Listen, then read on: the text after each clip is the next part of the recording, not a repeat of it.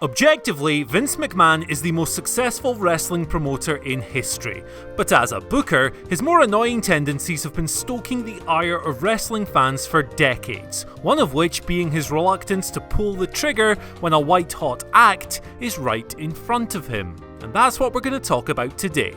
I'm Andy from What Culture Wrestling, and here are 10 times WWE didn't realise greatness was staring them in the face. Number 10. Rusev.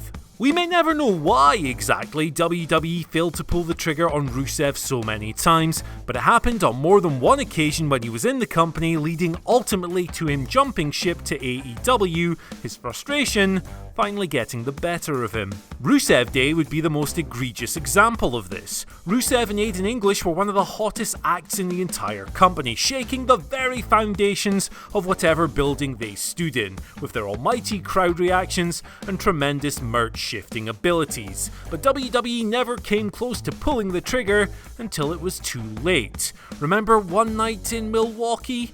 Actually, it's probably best we don't talk about that one. Number 9. Christian. Vince McMahon once decided that he wasn't going to push Christian simply because he didn't like his face.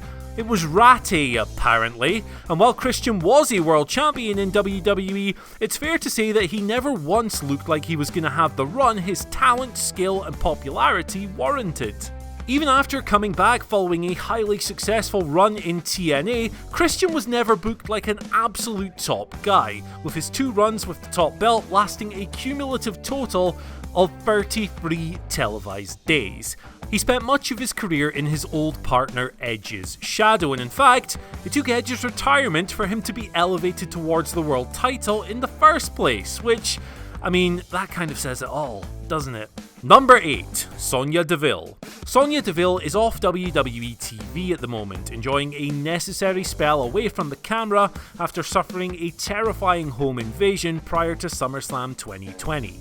This meant that her match with Mandy Rose was transformed into a loser leaves WWE match. And while ultimately you just want Deville's next move to be whatever's best for her health and well-being, it would be a shame if we never saw her come back, as she was putting in the best work of her career up to SummerSlam. Unleashed as a vicious, malevolent heel, her scathing promos and snapping ring work begged the question of where this Sonja had been all along.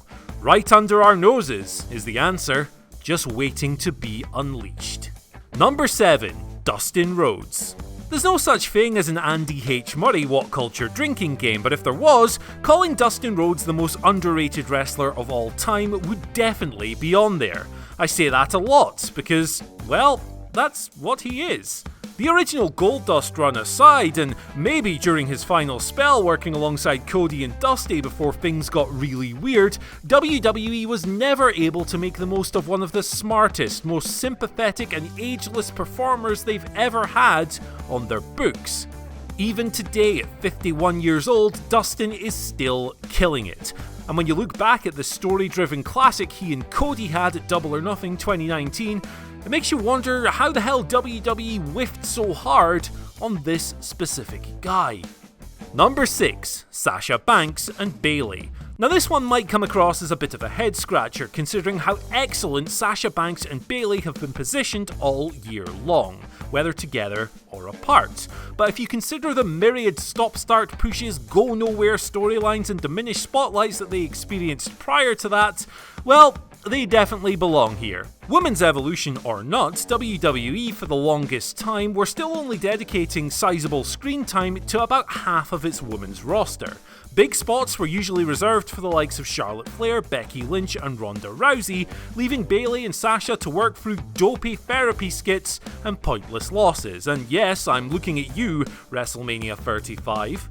It's great that they're delivering at such a high level now and being given the opportunity to do so, but they could have been doing this for a long time by now. After all, TakeOver Brooklyn was 5 years ago. Number 5. Ricochet.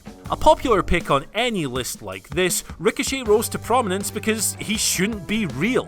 He's one of the most eyeball-popping wrestlers of his generation, an all-time great high flyer, and while he isn't much on the microphone, the formula to getting him over is pretty simple. Take off the shackles and watch him soar. But WWE has never been willing to do that. Their style is so limited and strictly agented that a guy like Ricochet can never hope to hit peak form, with his biggest moment still that silly little squash match against Brock Lesnar in Saudi Arabia. Number 4. Diesel. Diesel was pushed to the moon as WWE champion, a spell that outed him as a notoriously poor draw.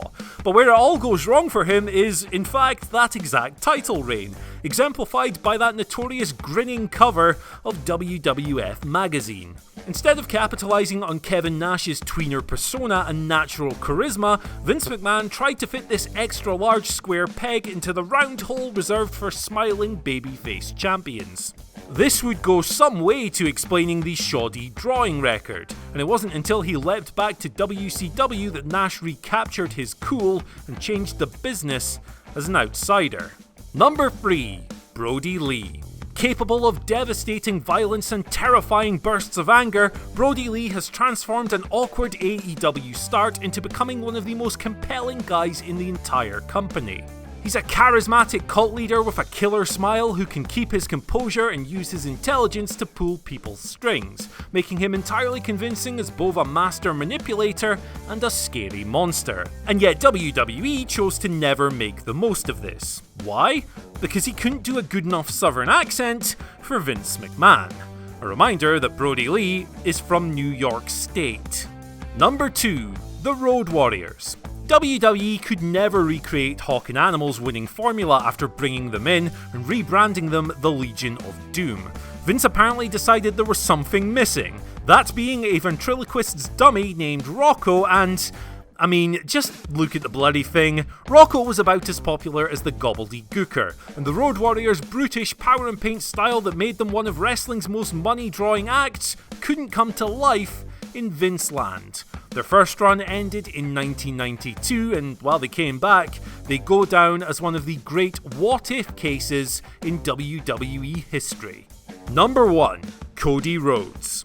From legacy lackey and dashing egomaniac to a dejected man in a mask and even Stardust, WWE burned through gimmick after gimmick for Cody Rhodes. One thing they never tried, however, was a once-in-a-generation talker, natural babyface, and potential company ace. You know, the role he currently plays to great effect in that other company. Now, admittedly, Cody is a far better performer today than he was when he left WWE, but he had several pitches to escape the Stardust character rejected, and he has always had immense charisma in spades. On top of this, he was never afraid of throwing himself into whatever role creative gave him, and yet, he seemed destined to become a career mid-carder in WWE.